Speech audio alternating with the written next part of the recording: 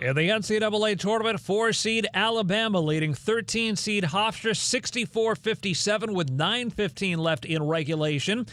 2-seed Iowa State blowing out 15-seed Tennessee State 90-55 with 7.5 to go. First half, 6-seed Tennessee leading 11-seed Miami of Ohio 23-17 with 9 minutes until halftime. 9-seed Utah State up 31-28 over 8-seed Villanova with 5.5 to go in the first half. Earlier, 7-seed Kentucky beat 10-seed Santa Clara in overtime 89-84 as Kentucky's Otega Owe forced OT with a 32-footer at the second half buzzer. 3-seed Virginia defeated 14-seed Wright State 82-73. 5-seed Texas Tech over 12-seed Akron by 20. 1-seed Arizona over 16-seed Long Island by 34. I'm Isaac Lowenkron.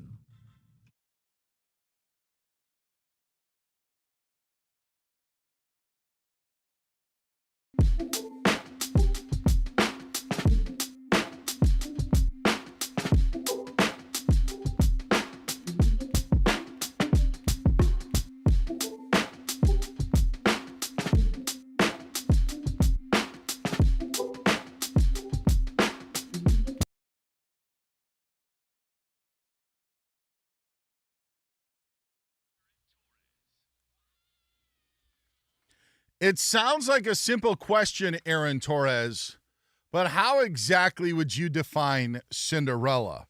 It's a question that we are going to answer here over the next 2 hours. Welcome in. It's a Friday.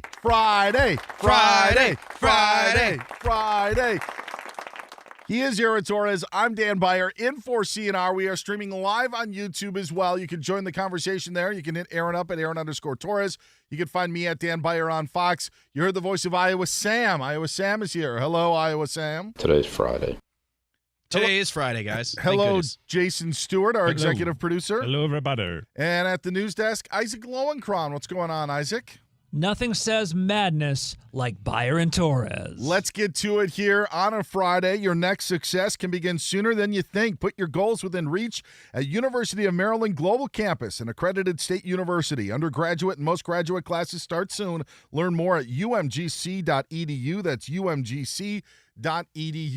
We have got games going on right now in the NCAA tournament, some close, some not so close, and we have the story of the tournament going on right now in Miami of Ohio.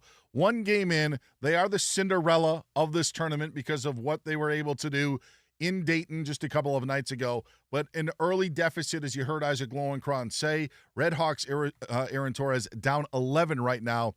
It's the 6-seeded Tennessee Volunteers in their matchup right now in Philadelphia. Yeah, Tennessee, really solid squad, obviously coming out of the SEC. Thought this would be a tough matchup, and it has been. There in the middle of a 3-minute scoring drought, trailing by 14 points with about 7 minutes to go in the first half. It got worse for them, literally. In the 30-second handoff that I did to Aaron, it was 11, and now it's up to 14. So now the question becomes, who is Cinderella?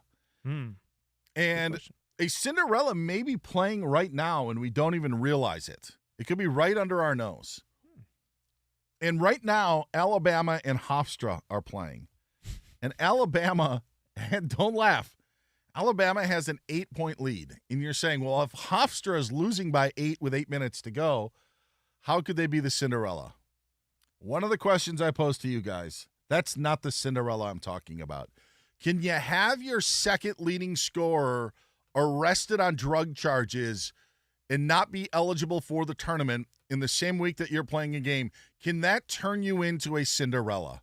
Because Alabama right now is playing without their second best player because he was arrested on drug charges on Monday morning in Tuscaloosa. But Alabama going on a run in the tournament without their second best player, would that characterize Alabama as a Cinderella playing without Aiden Holloway? I ask you, Aaron Torres. I don't think you can be a Cinderella just because you're without your second best player.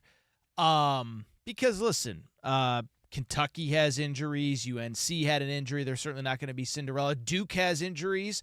You could argue Duke's second best player is out right now with an injury. So I don't think you can qualify them as a Cinderella simply because the best player is out. Let me ask you this. how far would they have to go in the tournament before you could hypothetically even consider them a Cinderella without accounting for why they don't have their second best player? Good question. It's very difficult against Texas Tech, who lost J.T. Toppin for the season. They don't have him.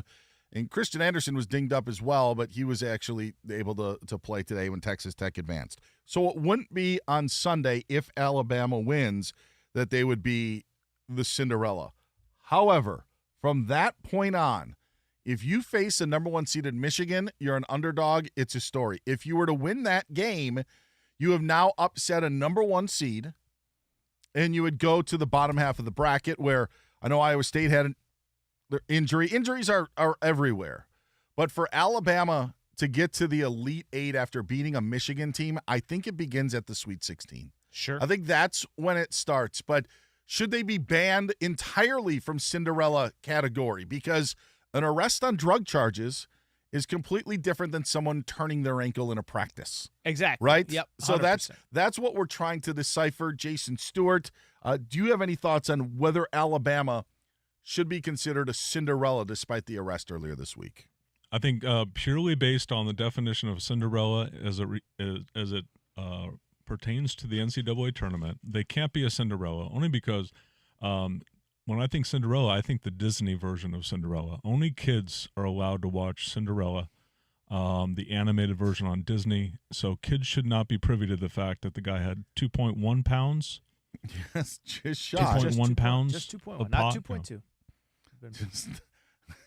Just shy of what Aaron pointed out was a possible facing 10 years in prison. Minimum 10-year sentence. Okay, maybe I shouldn't be laughing at this, but it is like this is the ridiculousness of college basketball. Well, and I will tell you, I was thinking about this. You know, you talked about if they beat Michigan. What they would do is pick up the momentum of the weed isn't that big of a deal crowd that maybe would not otherwise be invested in the NCAA tournament. Yes, that is. Because as somebody who talks about college basketball, you know, this time of year every day, I was critical of Alabama for, you know, having yet another legal situation. And the comments, I would say, were probably like 80-20. Well, it was probably like 80% other fans saying Alabama basketball is completely out of control. 10% Alabama fans, why do you hate our program? And then 10%, you total square, it's marijuana, who cares? Now listen, I'm gonna do the disclaimer that we all do in this business. I'm not saying I never made mistakes when I was younger, 20, 21, 22 years old. I feel very confident saying that never in my life have I knowingly been in the presence of 2.1 pounds of marijuana. But again, according to a certain segment of that population, of a population, yeah, I'm a total square. Yeah. So that population, now all of a sudden they got their bandwagon and maybe it's their Cinderella. What's worse, playing with a player that played in the NBA, or sign an NBA deal, or this? Because there's a lot, like a lot of these lines are now blurred when it comes to athletics. Now, just on the surface, I think it's impossible for a power college football, Power 4, college basketball, Power 5 school to be considered a Cinderella. Sure. But I'm even a little, like, I'll waver it if it was like a bottom Big East school. I'd maybe hold off. Like if it was, like, let's say Providence made the dance, and that would be a little bit of a different story. It's difficult for me to think that Alabama could be a Cinderella, especially on the heels of something we talked about a little bit ago on Fox Sports Radio. And if you missed it, Aaron and I were in for Stu Gotts and Company Live as we were throwing things on Here's the Thing to Iowa Sam, which, by the way, may get a name change. Alabama made the Final Four a couple of years ago. So them going on a run here wouldn't. However, I don't know how many people expected Alabama to beat Hofstra today. I think it was a trendy pick for an upset. Sure. And I don't know how many people had Alabama even going far, considering what happened on Monday morning in Tuscaloosa. So that's why I raised the question, is Alabama an actual Cinderella if you lose your player because of the drug situation? Well, let's turn the phrase a little bit here. Let's go from Cinderella to feel-good story. If they beat Michigan to advance to the Elite Eight at that point, and let's say they beat a 2 seed or a 3 seed to go to the Final Four, can they be a field? Let's say it's three number ones and Alabama who went through Michigan and whatever. Can Alabama be the feel-good story of the tournament? That is an angle that I think is intriguing because when you don't have Aiden Holloway, these players are the ones that are penalized, right? So that's also like why of like these players who want to get to the NCAA tournament, want to get to a Final Four again, want to win a national championship. I'm sure they would love to have their second leading scorer on their team. So they are playing at a disadvantage. I don't know if it'll be a rallying cry or not for them, but you would have to think that they would rather have Aiden Holloway than not have him in this NCAA tournament. Yeah. So I think, it would become a feel-good story in a way that you're cheering for these players who now have a less of a chance to achieve the goal of a Final Four. Sure. I have another comment, but I don't know if it'll get us in trouble. Jason Stewart, you can mull it over. I'll just say they lost. They lost more than. Apparently, they may have lost more than just their second leading scorer. Let's put it that way. Okay. You do with that as you please. All right. I've been steaming on something ever since Aaron said it on the air for the last 5 minutes. And I just have one thing to say, okay? And I don't want to get political. I don't want to piss anybody off on a Friday afternoon. But if, prisons are filled with people that make poor judgment, okay? If something is illegal and you knowingly do something that is illegal, then that tells me about your judgment. So prison time or what have you, doesn't matter that pot has the laws have become more laxed about it. You chose to do that when you knew it was illegal at the time. So I just don't. Whoever has been giving Aaron a bunch of this stuff on social media, that's my blanket response to that. I think it was Corvette Guy 326. I think that's who it probably was. Yeah. Probably letting you know, giving you the business. But also, to that point, doesn't that hurt the current Alabama players? That you had a player who was doing stuff, which would then make them a bit of a Cinderella. Don't you feel scorned when one of your friends does something that you would never, ever think that they would be capable of doing? And you want to stand by them, but depending on the level of whatever it is, there are decisions that you have to make. And ultimately, like, you may lose a friend, and that friend could have, meant whatever to you in your life, getting big picture. But with Alabama here, I don't think the NCAA is going to wrap their arms around the Crimson Tide if they make it. Now, it would be interesting if it was like 1997 Final Four, 3 number ones and a 4 seed, and the 4 seed ends up coming out of the bracket as the national champion like Arizona did. But it's tough to think that. I think that there's a soft spot in my heart for Alabama playing this game when I think we all actually had the hard-nosed edge of what we thought of the Crimson Tide entering today. Is that fair enough? Like, it's easy to think that there's no reason to cheer for Alabama and that they're probably not going to win because of how bad this week was. Sure. However, there is a reason to feel some sort of empathy towards the current Alabama players because of what happened to them. So winning this game against Hofstra, which I would think that people use that if you're going to pick an upset, that's probably the spot that you're going to pick, or one of the popular spots. And so Alabama coming through on it, I actually think it's not a feel-good story. It's not a Cinderella, but there's something good to it that we just can't grasp. Yeah, and we can't see yet. And you're right. And and listen, the one thing I will say, as somebody who's covered many NCAA tournaments, you get a lot of media availability. And so we'll see if any quotes come out of, I had no idea that was Aiden's character, and I'm his roommate, and I've never seen such a thing. And maybe somebody does say something like, he let me down, I'm a whatever. So if they make a run, we will have plenty to find out of if this was an isolated incident that no one was aware about, or if it was something else. I don't think anybody would think Gonzaga is a Cinderella as a number 3 seed. They're going to have Texas tomorrow in the round of 32. Gonzaga's been there a while, but one of the things that hasn't been talked about is the changing of the guard in college basketball that's actually going to happen this year. There were minor storylines, but ultimately Gonzaga says goodbye to the West Coast Conference. They're going to be a member of the Pac-12, the new Pac-12. that will reform. And today we had a Santa Clara team take Kentucky down to the wire and was 2 seconds away from winning that 10-7 upset and having two West Coast Conference teams make it to the round of 32 in a tournament where we had three West Coast Conference teams make the field of 68.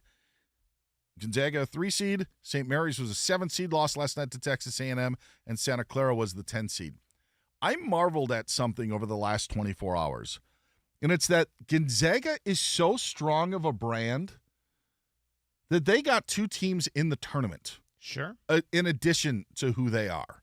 When you look at the rest of the West Coast Conference in the play, it's not different than many other mid-major conferences or low-major conferences. St. Mary's has had a long run of success. Santa Clara and what Herb Sendek did today and what they did this season should be commended. But in no other league, Aaron, are we looking at for what the West Coast Conference is as a whole, are we looking at a league saying they could get 3 schools in? And the only reason we are is because of Gonzaga. And I think that should be applauded because we look at Gonzaga in a lot of different ways, and they're now going to become a different team. They were the apple of the Big 12's eye at one time, right, when Brett Yormark and the Big 12 were trying to put together a basketball powerhouse. Isn't necessarily happening with Gonzaga, but they're doing a pretty good job of it otherwise. But Gonzaga was so strong of a brand that if you were able to beat Gonzaga or compete with Gonzaga, you were considered one of the top 30 teams, 35, 40 teams in college basketball. And it's not that St. Mary's didn't deserve a bid, and it's not that Santa Clara didn't deserve a bid.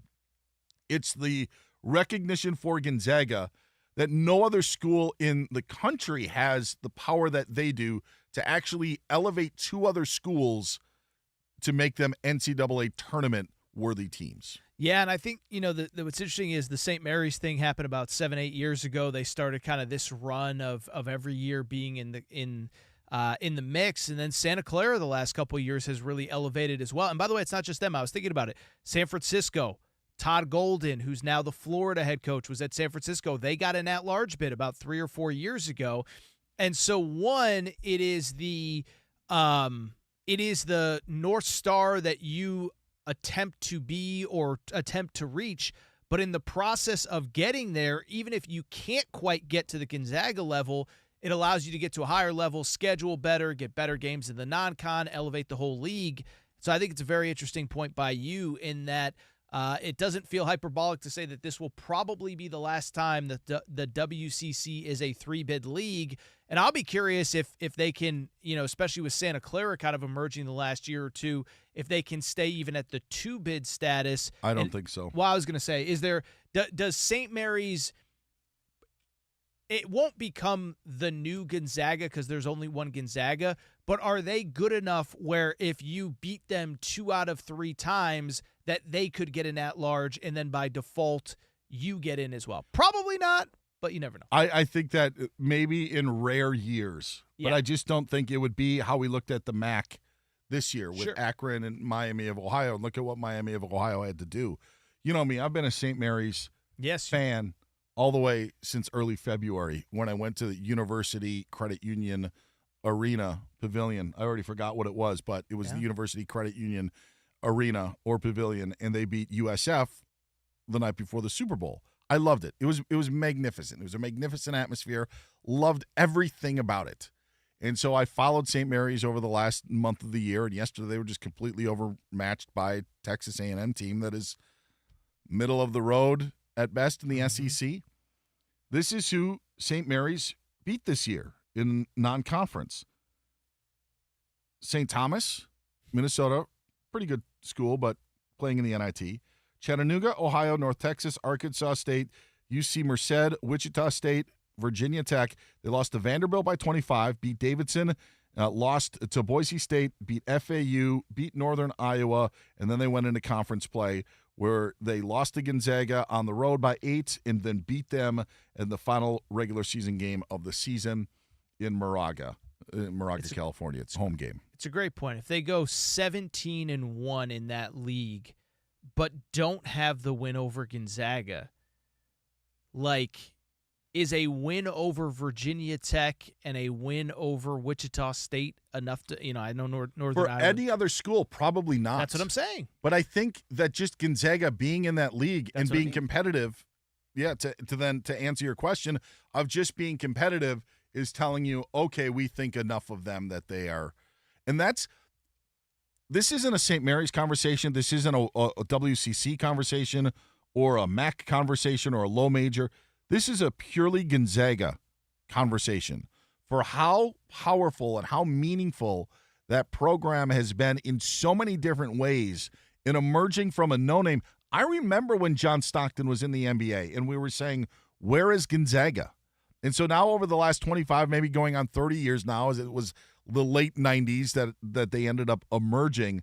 But to see the power that they have and how that power is now going to change, curious to see and how it plays out and what is the new Pac-12 and how those schools end up basically, following in the shadow and maybe riding the coattails of Gonzaga basketball. In that league, too, yeah. Yes. No, it's very interesting, and that would obviously be it'll be interesting because Utah State will be part of that league. Utah State is playing right now.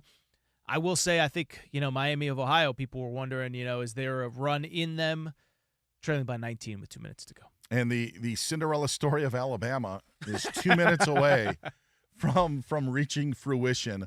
Up 13 on Hofstra, now up 14 with 2:12 to go, 80-66. The Crimson Tide comfortably over the Hofstra Pride. He is Aaron Torres. I'm Dan Beyer. It is Covino and Rich here on Fox Sports Radio. Jason Stewart's here. Iowa Sam is here. Isaac Lowenkron.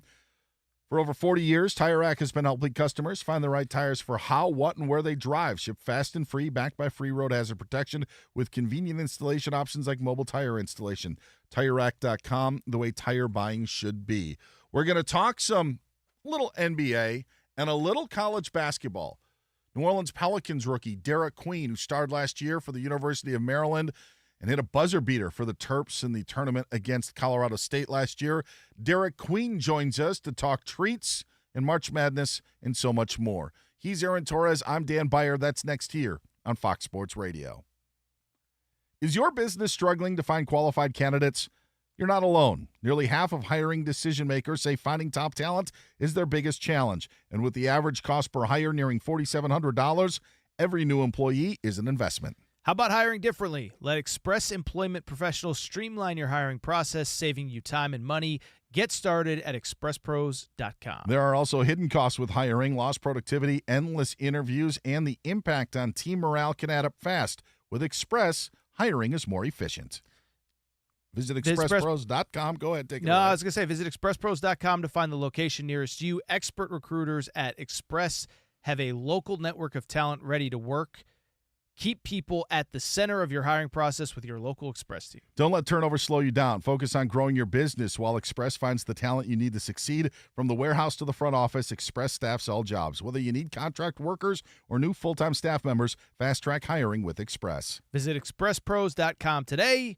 Express Employment Professionals, building your workforce, supporting your success.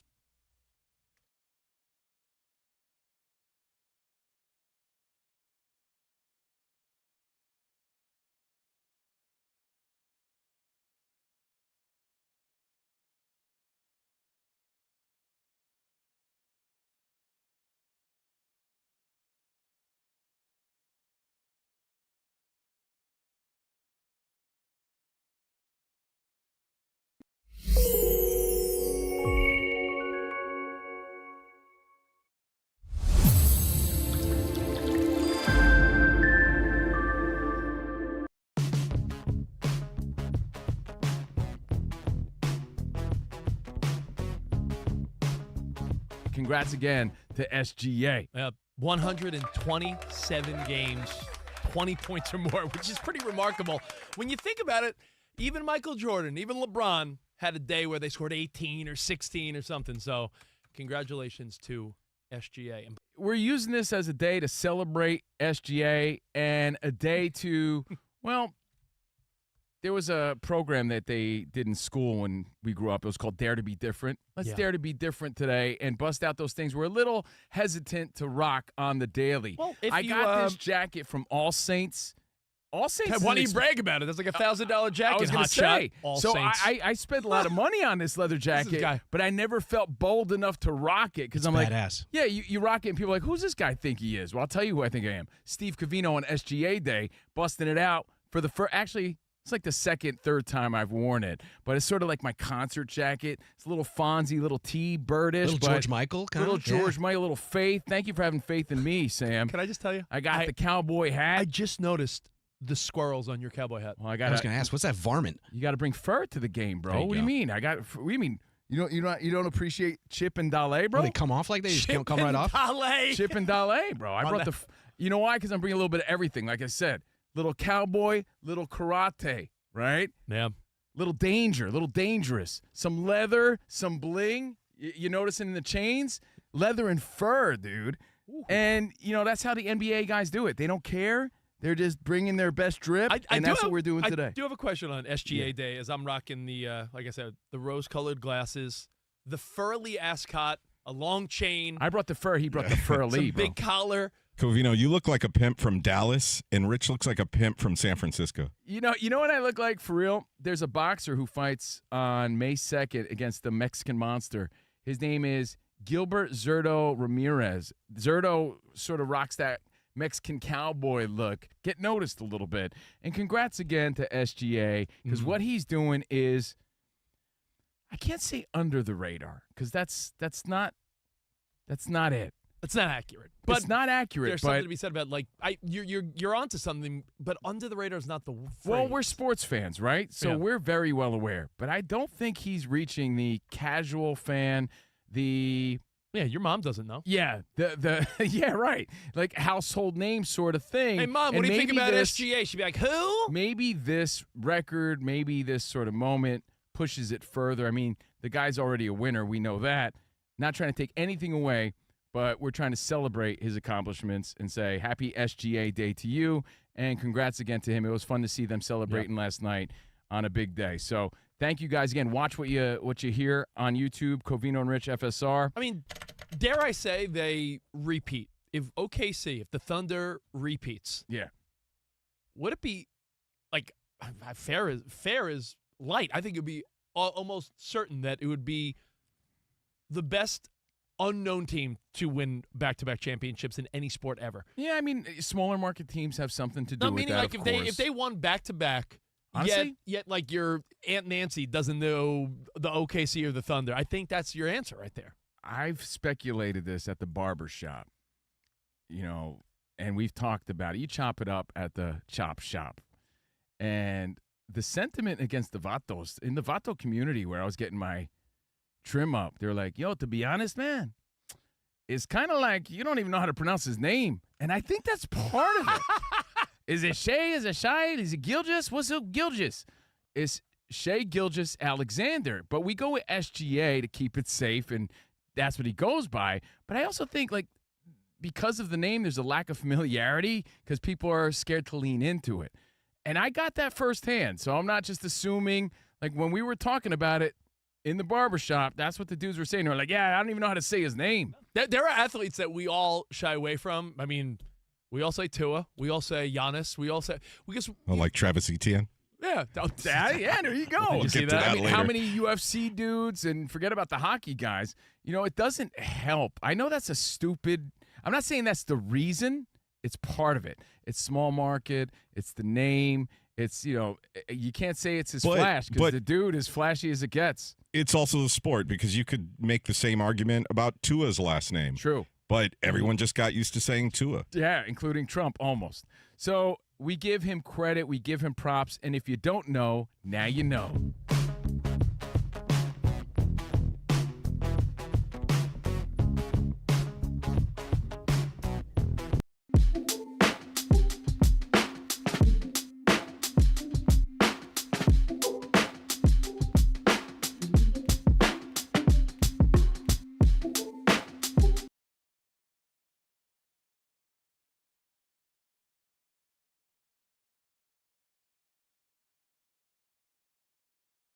Professional wrestling fans, the action continues every week. TNA Thursday Night Impact every week. Don't miss the adrenaline, the drama, and the total nonstop action as you watch your favorite TNA wrestling stars. For showtimes and more information, visit TNAWrestling.com. It's Covino and Rich here on Fox Sports Radio. The guy's still on vacation, so you got me, Dan Beyer, and Aaron Torres. No Danny G. Jason Stewart's the executive producer. There is an Iowa Sam. Iowa Sam hanging out with us, as is Isaac Lowenkron. We'll get to Isaac in a second and then get a chance to speak with Derek Queen, former Maryland Star and current New Orleans Pelican. I do want to let you know that you got to be sure to check out our YouTube channel. You can watch us live on YouTube right now. That's right. Come find us. We are live with video on YouTube right now. Just search Covino and Rich FSR on YouTube. Again, that's Covino and Rich FSR. Be sure to hit the subscribe button, and after you've done that, hit the thumbs up icon and send in your comments. Whether you agree or disagree with us, we want to hear from you. Go check out our YouTube channel and watch us live right now. Just search Covino and Rich FSR and subscribe. Not only are Aaron and I in for Covino and Rich today, you got a busy weekend because it's your normal show on Saturday nights, and then Sunday you're busy here on Fox as well. Yes, I will be in with Mike Harmon, noon to 2 Eastern time, 9 to 11 Pacific. So we'll have that, probably just that one standalone game that opens up the Sunday slate. And, and then we'll throw to, I guess, Steve Hartman and VJ Husky, which will then throw to you and Kerry Rhodes. Absolutely. You won't be the only one here. Not only will you be here, Mike Harmon will be here, so will Isaac Lowenkron. He'll be at the news desk Sunday morning, and he's here right now to give us the latest of what's going on in the NCAA tournament. The latest is we have a fantastic candidate for best interview of the NCAA tournament. You'll hear that moments from now. We have one game at halftime right now. 6-seed Tennessee up 51-32 over 11-seed Miami of Ohio. 8-seed Villanova has a 48-38 advantage over 9-seed Utah State just over 2 minutes into the second half. But during the first half, the head coach of Villanova, Kevin Willard, had some strong words about his own coaching staff during an in-game interview on TNT with Lauren Shihadi. We'll hear that coming up a little later on, but a sneak preview of that. Hey, are you into video games, celebrities, or just a good time? The Global Gaming League is a video game league with celebrity-owned teams from T-Pain and Neo competing in everything from Call of Duty to Tetris. Sign up and join the league now at globalgamingleague.com. 4-seed Alabama just defeated 13-seed Hofstra 90-70. 2-seed Iowa State trounced 15-seed Tennessee State 108-74. Earlier, 7-seed Kentucky beat 10-seed Santa Clara in overtime, 89-84. Kentucky's Otega Owe forced overtime with a 32-footer at the second-half buzzer. 3-seed Virginia over 14-seed Wright State, 82-73. 5-seed Texas Tech over 12-seed Akron by 20. 1-seed Arizona over 16-seed Long Island by 34. And finally, guys, one NFL note. The Philadelphia Eagles are trading safety Sidney Brown to the Atlanta Falcons for draft picks. The Eagles have also signed safeties Marcus Epps and J.T. Gray to one-year deals. Dan and Aaron, back to you. You know him as the rookie from the New Orleans Pelicans. It's well on his way to rookie honors in his first year in the NBA. Now he's teaming up with a new team, and that's Dairy Queen. And maybe it's fitting that we have Derek Queen joining us here on Fox Sports Radio. Derek, happy March Madness. How are you doing? I'm doing good. How you doing? Doing great. Now let's get the Dairy Queen stuff starting, because I'll tell you what, my Dairy Queen in my hometown opens in the spring. It's one of those windows that you walk up to, and it's the start of spring. It's the greatest place, and when Dairy Queen's open, everything is better. What are you doing with Dairy Queen now that March Madness has arrived? It's for the college March Madness brackets, and if you order between now and April 12th, if you order chicken strips off the DQ app, you get a free box of Buster Bar treats. And it's a great, fun partnership. It makes sense, and we just keep trying to grow. Let me ask you this, Derek. I think between your name and, of course, the company, there's some very natural synergy, so I know why you're working with them for March Madness. How many All-Star teams you got to make before we get you on the menu? Like, how do we get the Derek Queen on the menu? Probably, I start out small, at least one or two. Okay. I think that's fair. I think that's reasonable expectations. Derek Queen joining us here on Fox Sports Radio. How would you characterize your rookie season with the New Orleans Pelicans? I know the wins aren't there, but your production has been there. How would you characterize your first season in the league? I feel like it's been good. Definitely can be better. Just still trying to learn. Still trying to grow, ask questions, and still trying to understand the league. So right now it's good. Everybody else says good, but hopefully I can look back at it and be like, this was a really good regular season. Obviously, a year ago, you were playing in March Madness. Before we get to your time at Maryland, like what has been either the biggest adjustment or biggest surprise now that you're a pro compared to college and high school? Probably the amount of games, I guess, or the amount of different cities you go to is different, but both were great times. College cities are they're more like, people say it's probably more challenging to go to, because some of the cities we went to, like Nebraska, it's a great city to play at because there's nothing in Nebraska but Nebraska. And that was a great place to play at. Derek Queen joining us here on Fox Sports Radio on behalf of Dairy Queen. Aaron mentioned your time at Maryland. You had something that I think anybody who plays college basketball dreams of. That's a buzzer beater in March Madness. Last year, you ended the Cinderella run of Colorado State in that 4-12 matchup with Maryland. How many times have you watched one shining moment to watch your game winner against Colorado State last year? From that time to now, probably like 200, probably maybe. But I literally say it everywhere. I think about it 3 times a week. Derek, hold on a sec. We're just having a little trouble with the connection. Let me get this right. So it's at least 200 times and at least 3 times a week you have watched that game. Is that yes, sufficient? Yeah, that's correct. That is amazing. We watched it again today. Take us through that play, because we had a buzzer beater earlier today with Santa Clara hitting a shot, and then Kentucky hits one at the buzzer. You were kind of in the same situation when Colorado State hits a shot. I think you even tried to get in the face of the 3 at that point, but 6 seconds left. Take us through that whole scenario of what happened last year, leading you to your one shining moment. Yeah, they came down, hit a shot, a big 3. And then I think it was like 7 seconds left. One of my teammates got it out of bounds, called timeout, ran up and played. Coach Willard asked who wanted the ball. I said me, and then the rest is like history. You were teammates with Cooper Flagg. Just going to ask that. Yeah, at Montverde Academy. You're eating up the Mavs when you face him in the NBA. Like, is there added incentive when you go up to Cooper? And do you follow his rookie season at all?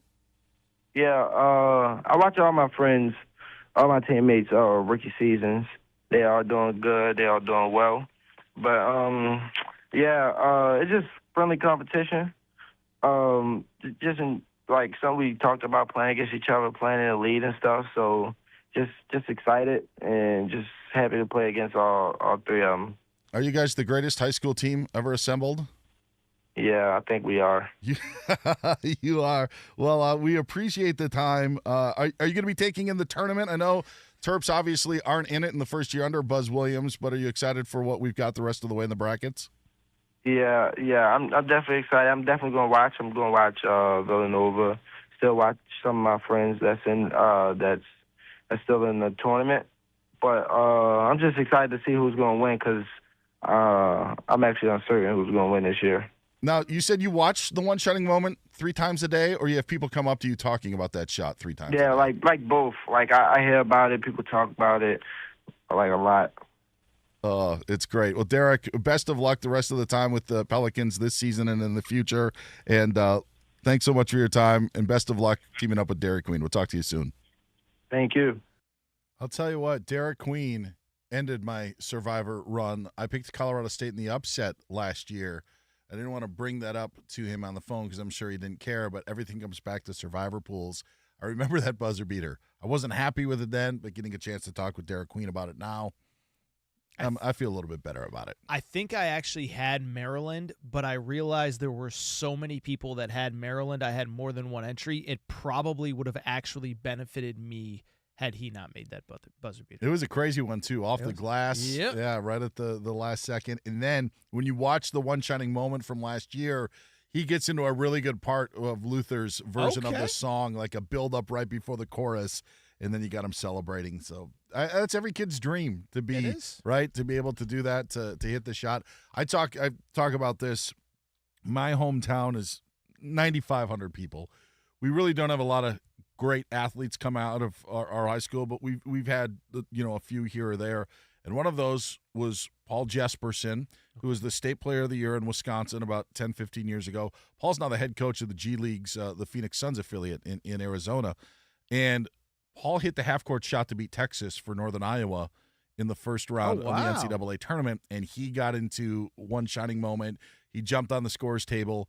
And so that's always a neat thing for just because it represents the whole entire town. So I always think that if there's a kid that makes a buzzer beater, not only is he the one watching it and the schools, but everybody that was associated with that player throughout. So I'll always remember that. And it's a memory not only for the player, but for so many others as well. Well, now that we're talking about our high schools, so I didn't realize. So Mark Lazary, who is the Bucks, I believe, still owner, but you said he's either sold or is in the process. Yeah, he sold his share to Jimmy Haslam. Yeah, okay. So now it's Wes Edens and Jimmy Haslam. So we had Rick Bucher on earlier, and you referenced that. I said I knew he was the Bucks owner, but I guess he's not the Bucks owner anymore. But he went to my high school. All right.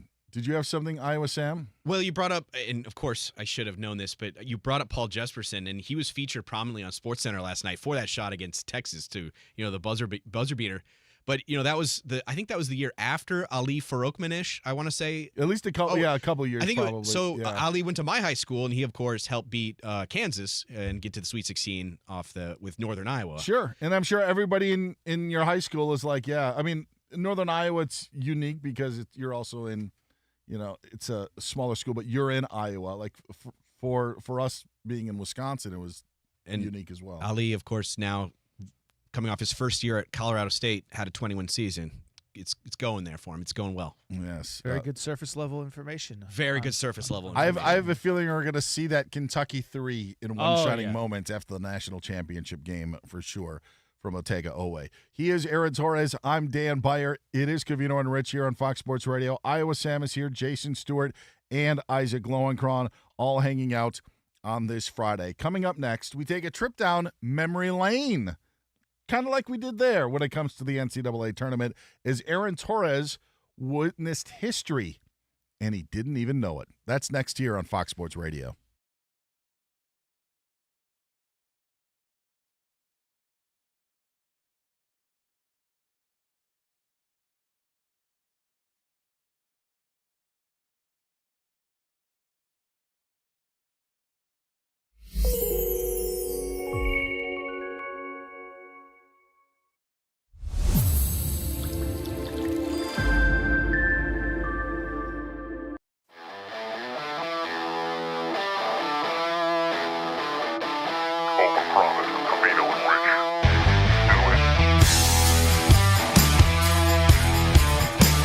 We have a guest.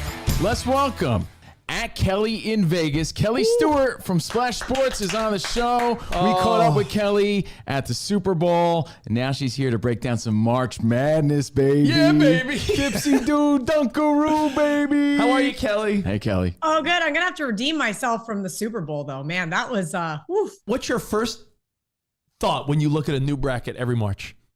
So I did a live show yesterday during Selection Sunday, and that was a first for me. So I've got the TV on. I'm managing 4 different personalities on air, and I'm going, okay, this is going to get to be a lot. And it really wasn't, because none of that matters. The power ratings set by Vegas matter so much more than the seedings. And I think the committee has started to almost align, right? Years before, we would be shocked. I can't believe X team is an 11 seed. I think it was North Carolina, NC State a few years ago.